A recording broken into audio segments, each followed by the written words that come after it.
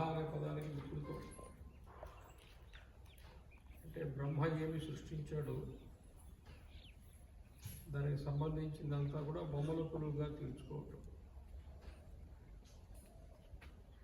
మన ప్రకృతి, మన జీవనము, మన సంస్కృతి, ఈ మూడింటి మేళవింపే బొమ్మల కొలువు. ఈ సంవత్సరం మనము మన ఆశ్రమం పునర్నిర్మాణం చేసి తొలగించాం. కార్యక్రమం పెద్దగా ఎలా చేయాలా, ఏం చేయాలి, భక్తులందరికీ ఎప్పట్లాగా కార్యక్రమం లేదు. ఈ సంవత్సరం కొంచెం మనం తక్కువగా చేసుకుంటున్నాము అనే భావన రాకుండా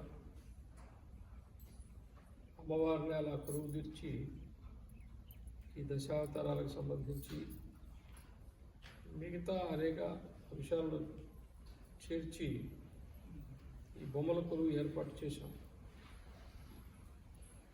మన హిందూ ధర్మంలో పిల్లలకి బొమ్మల రామాయణం, బొమ్మల భారతం, బొమ్మల భాగవతం అనే పుస్తకాలు చిన్నప్పుడు ఇళ్లలో చదివించే అలవాటు మనకుంది.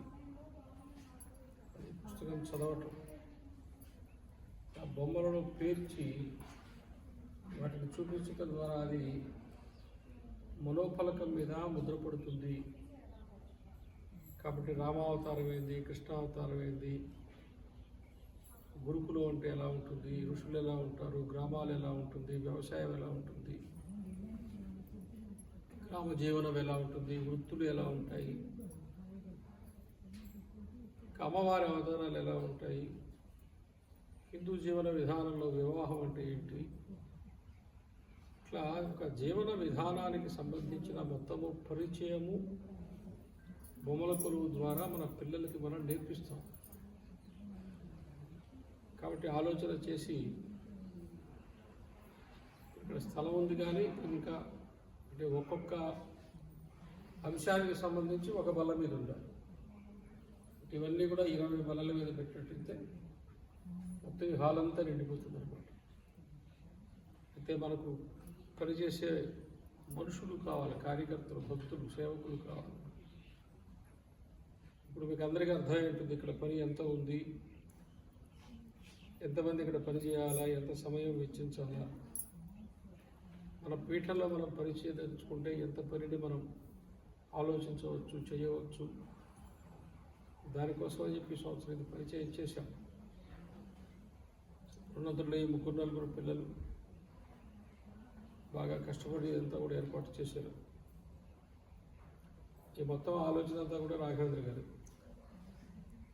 హైదరాబాద్ నుంచే మొత్తం అక్కడ ఇవన్నీ కూడా తీసుకొచ్చారు. బాగా ఖర్చుతో కూడుకున్న పని కూడా ఇప్పటికే దాదాపు 1 దాటింది. అయితే దేవాలయము, ఆశ్రమం నిర్మాణం చేస్తున్నాం కాబట్టి ఆ నిర్మాణంలో గెలిపేస్తాను ఇది కూడా చెప్పి పెట్టేశాం. ఎందుకంటే ముందు మన భక్తులకు, మన పిల్లలకి కనువిందుగా ఉండాలా, సంతృప్తిగా ఉండాలా, మరి అక్కడ కూడా తగ్గకూడదనే ఉద్దేశంతో పెట్టాం.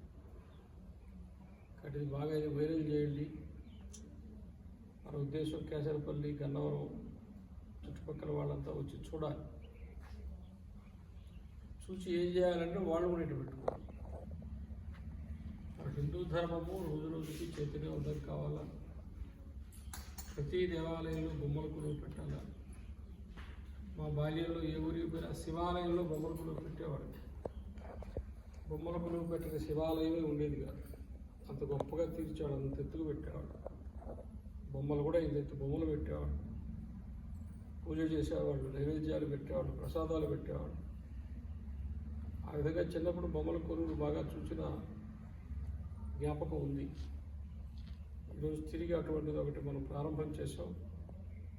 మన పీఠంలో అయితే 365 రోజులు బొమ్మల కొలువు ఉండేటువంటి ఒక ప్రదర్శన, ఒక హాలు దారిగా కేటాయించి అందులో వచ్చే భక్తులందరూ కూడా దీని గురించి తెలుసుకునేటువంటి పద్ధతిలో ఏర్పాటు చేసే ఆలోచన మనకు ఉంది.